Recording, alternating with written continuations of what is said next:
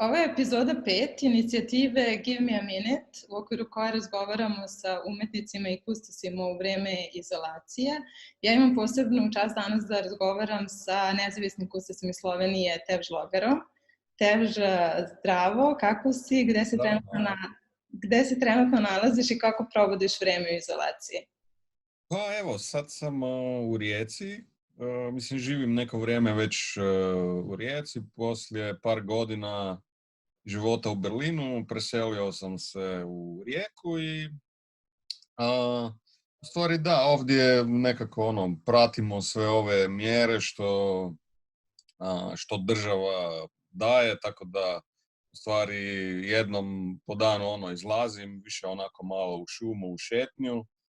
A inače sam shvatio da najviše mi se isplati stvoriti neku rutinu koju pokušavam pratiti svaki dan i nekako da, ne čini mi se to baš grozno, čak i da, u smislu neke možda refleksije i to nije loše.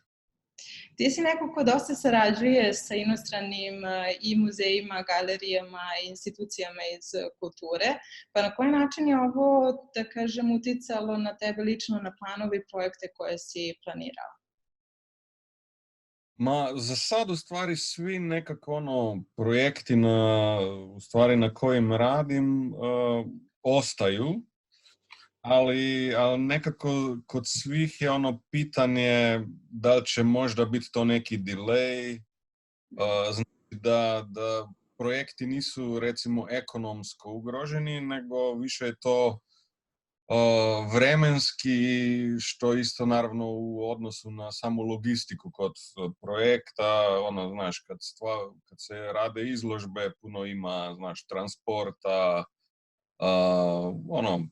komunikacije s umjetnicima oko postava i to, tako da više je to sad nekako stanje šoka gdje u stvari nismo još u mogućnosti da bi nekako procijenili da li će se projekti realizovati kad bi se trebali, ili će to ipak postati neki neka situacija gdje će se delay desiti.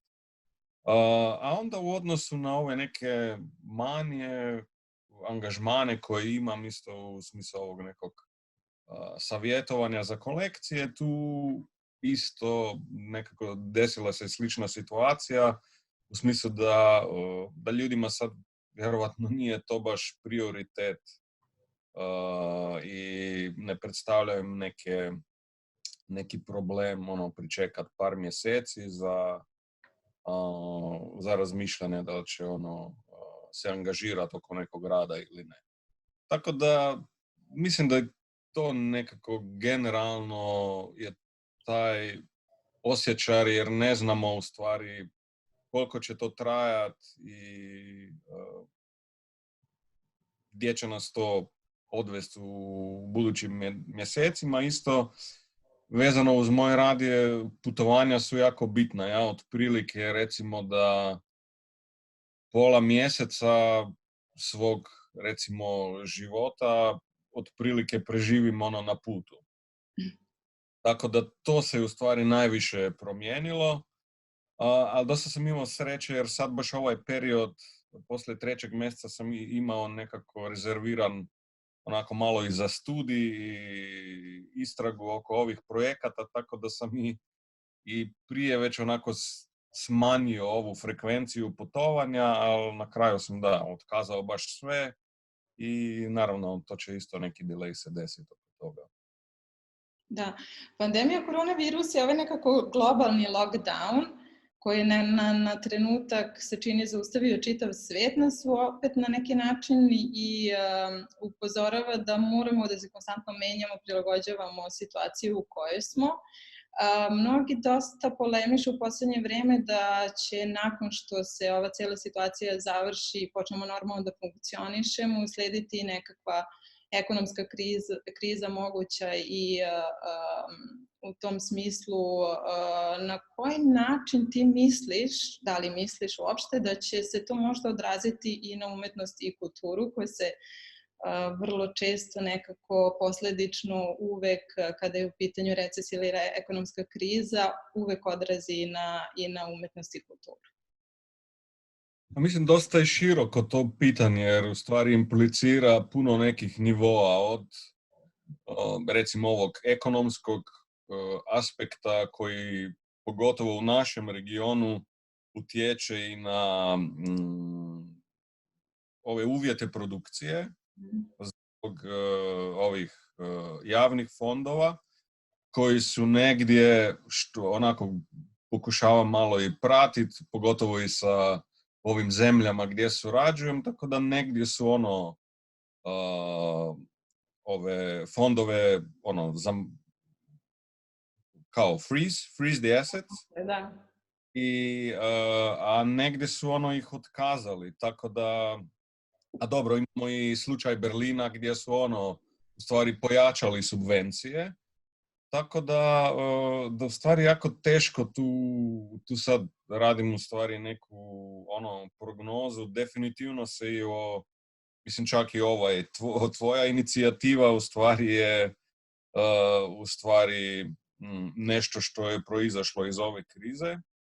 I naravno da i svi entiteti koji rade, znači i muzeji, privatne galerije i pojedinci, u stvari sad nekako svi smo se preselili online i dosta mi je teško sad to nekako u takvom kratkom razdoblju reflektirati. Jer ne znam u stvari da li je Viewing Room Art Basla baš neki uspješan projekt.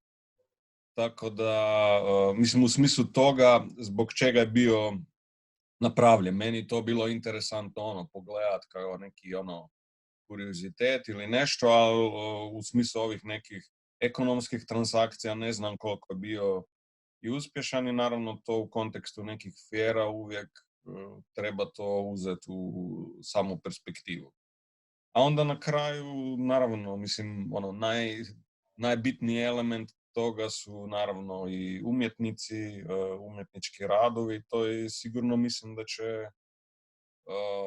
već se vidi sad da je to i nekako možda utjecalo i na neke možda projekte, razmišljanje o projektima, ali ja to sve nekako vidim i kao perspektivu i svojoj, gdje ovo vrijeme, ovu neku rutinu koju sam se stvorio, definitivno je to i neko vrijeme samo refleksije i mislim da na toj razini mogu recimo o tome u stvari pričati, ali za ovu ekonomsku, mislim, ako bi me to pitala prije 2 tjedna, on bi mislio da, znaš, da je, jer je stvarno ljudi su bili jako, jako negativni, ja sam na dnevnoj bazi dobivao pozive, znaš, onako jako, jako negativne projekcije, ali sad nekako mislim da se to polako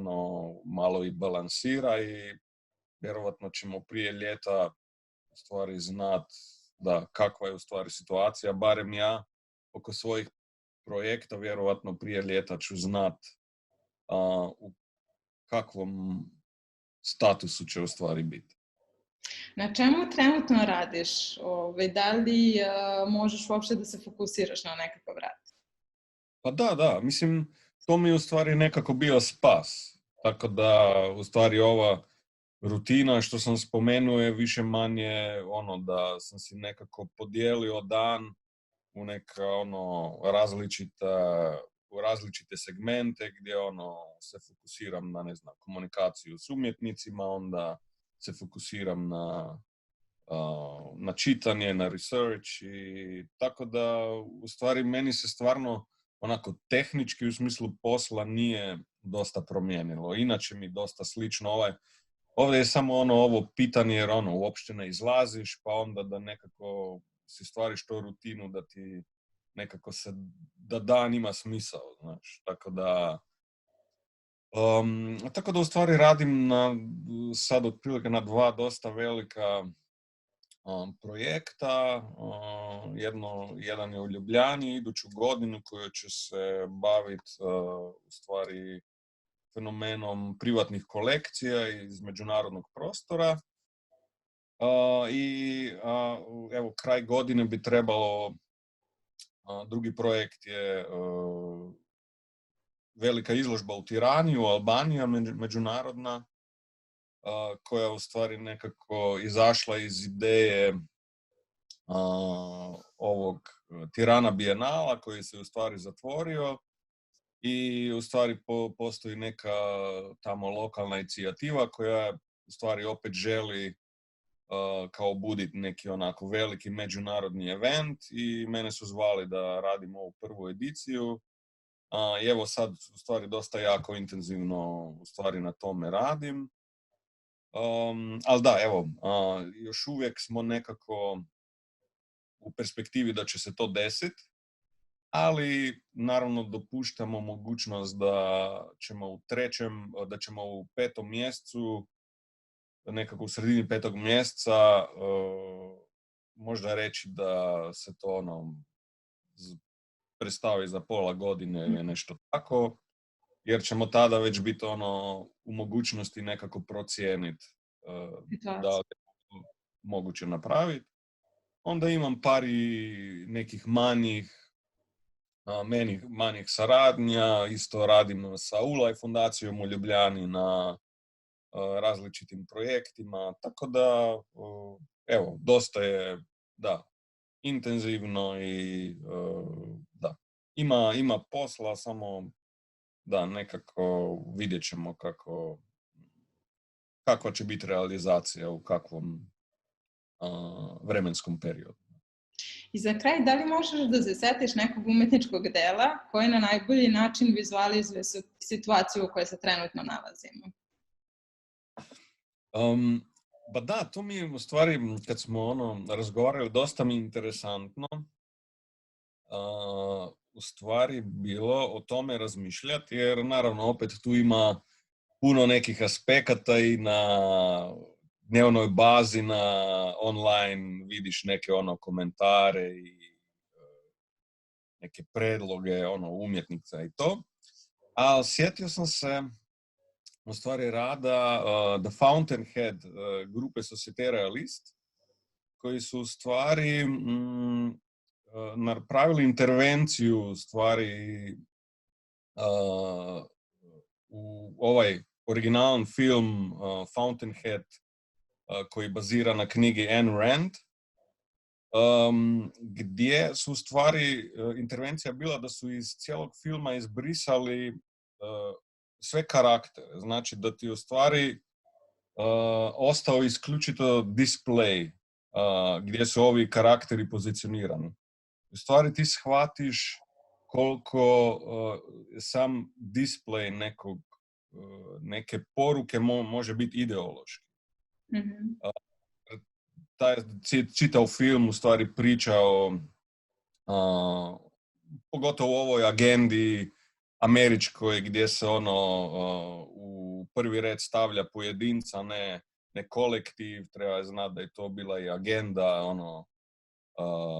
naravno politička, i to mi je bilo jako interesantno jer u stvari mi sat i pol svjedočimo isključito nekim praznim interijerima, praznim eksterijerima, što smo i sad u stvari svjedočili, kad je ovo meni bilo stvarno surrealno vidjeti sve ove ulice koje su obično pune nekog života, pune neke socijalne interakcije, i sad su u stvari ispraznjene. Isto ova, ne znam, situacija sa papom koji održa misu na praznom trgu. Mislim, to su neke momenti koji u stvari mi dosta o njima razmišljam. Čak i u smislu i da, mislim da ovog nekog puta samorefleksije. Nisam na neki način baš romantičan da će sad se svijet promijeniti i ne znam šta, ali definitivno će to biti neko iskustvo koje će možda za svakog pojedinca nekako, kojeg će utjecati na svakog pojedinca i u budućnosti. Hvala puno tebi na razgovoru, hvala što si pristao da učestvuješ u našoj inicijativi. Ostani zdrav i ostajemo u kontaktu. Hvala, Maja.